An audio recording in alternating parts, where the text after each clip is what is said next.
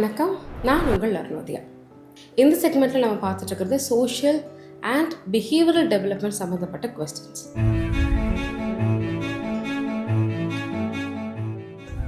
So இதில் ஒரு parent எங்ககிட்ட கேட்டிருந்த ஒரு கொஸ்டின் என்ன அப்படின்னு கேட்டிங்கன்னா, என்னுடைய குழந்தை சொன்ன பேச்சு கேட்க மாட்டேன்றாங்க.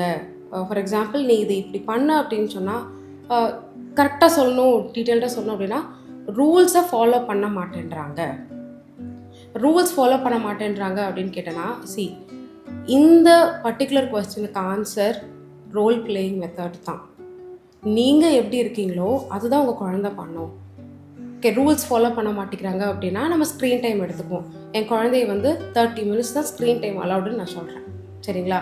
ஆனால் ஒரு பேரண்ட், நான் நல்ல பெட்டில் ஹாயாக படுத்துட்டு மொபைல் எடுத்துகிட்டு இன்ஸ்டாகிராம் ஸ்க்ரால் பண்ணி பார்த்துக்கிட்டு இருக்கேன் அப்படின்னா என் குழந்தை எப்படி நான் சொல்கிறத கேட்கும்? ஓகே, உங்களுக்குன்னு ஒரு டைம் வேணும், நான் வேண்டான்னு சொல்லலை. ஸோ மேக் ஷோர் தேட் உங்கள் குழந்தைக்கு நீங்கள் ஒரு ரோல் மாடலாக இருக்கீங்க.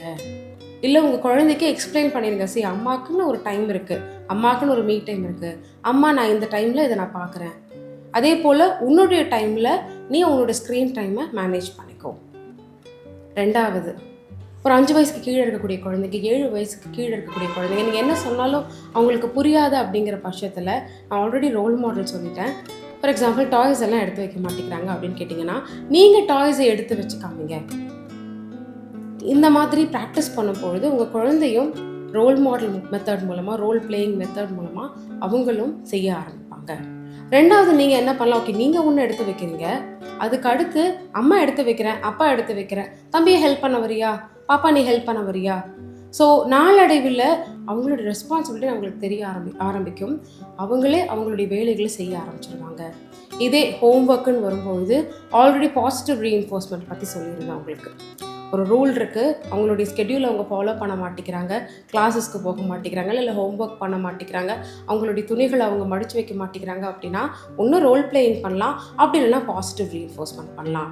உன்னுடைய வேலையை இப்போ நீ முடிச்சுட்டு வந்துட்டு அப்படின்னா அம்மா உனக்கு சாண்ட்விச் செஞ்சு தரேன், அப்பா உன்னை வெளியில் கூட்டிகிட்டு போகிறேன், இல்லை நீ ரொம்ப நாளாக ஒன்று கேட்டுட்டு இருக்க பற்றியா அதை நான் உனக்கு வாங்கி தரேன்.